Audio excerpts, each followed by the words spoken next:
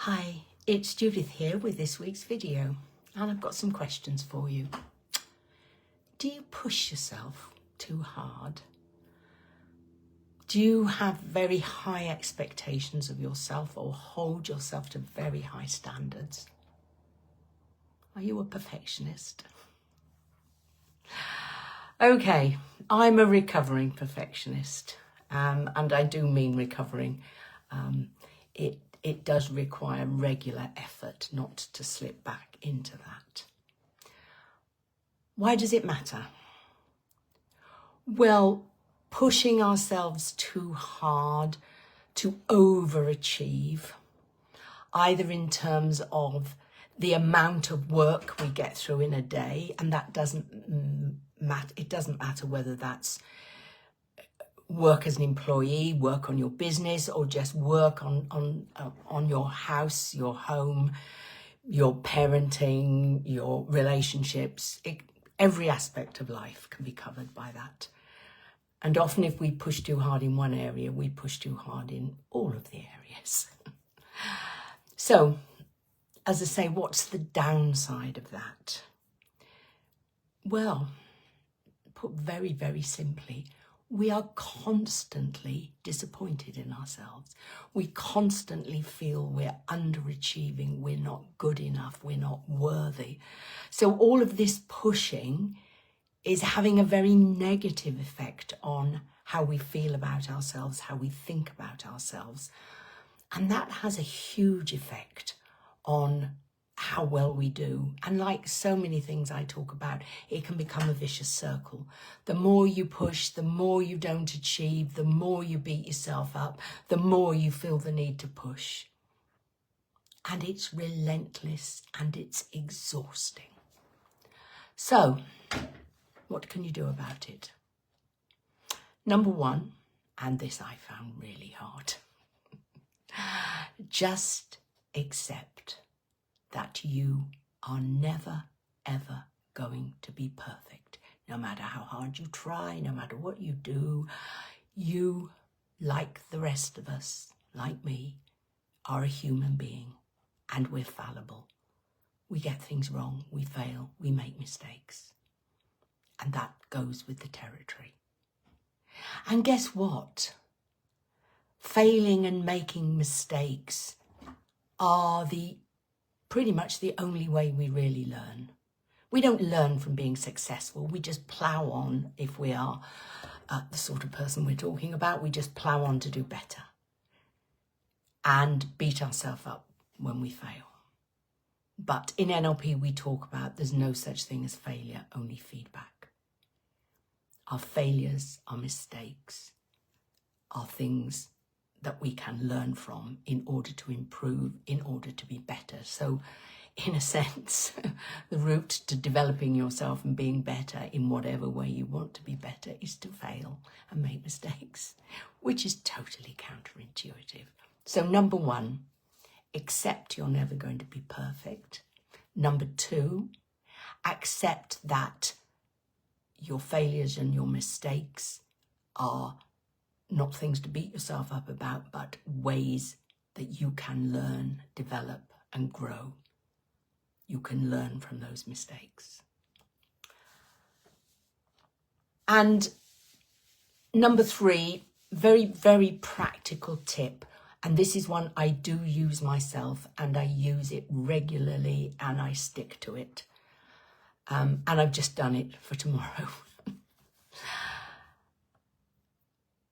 If you are the person we've been describing, the person that I was, and still can be if I don't be very careful, then you will have a long to-do list.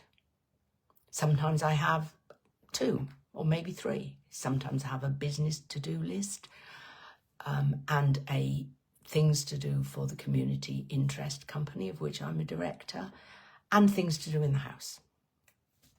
And that in itself can create overwhelm and make you feel you've got to push because you've got so much on your plate. So, tip number 3, really, really important.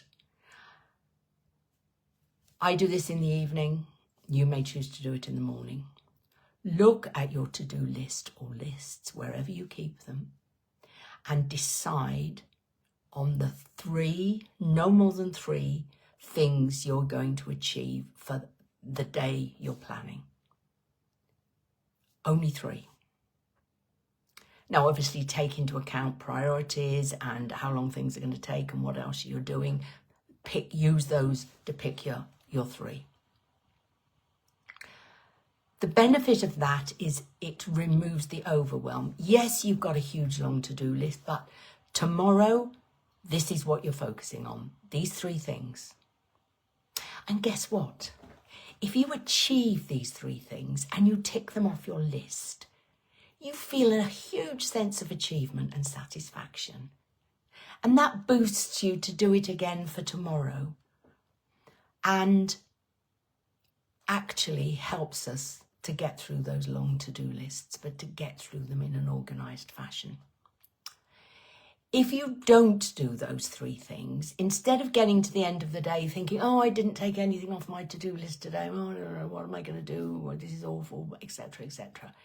You know why you diverted from those 3 things, because you weren't looking at a big long list, any of which you could fail to do, and therefore most of which you will fail to do. You're just looking at 3 things and you're planning them into your day.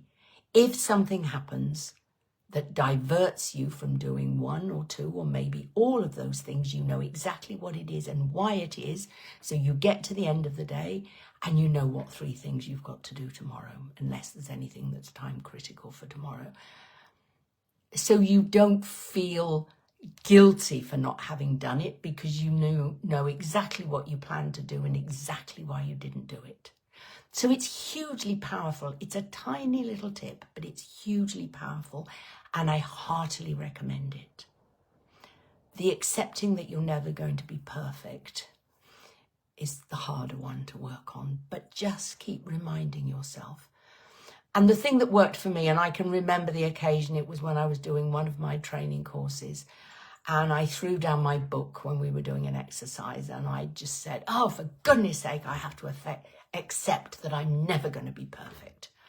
And the guy who was running the course said, welcome to the human race, Judith. And in fact, just imagine if you were perfect, how people would hate you because they couldn't ever live up to you. If you, as many of us are concerned about doing a good job and being a kind, helpful person, then you do it better because you are an imperfect human being. And you would do it worse if you were perfect. And you probably do it worse if you put yourself under a lot of pressure, get yourself stressed and anxious. So really take notice of this, because it's so important and can make such a huge difference. If you need help, as always, I'm happy to talk to you.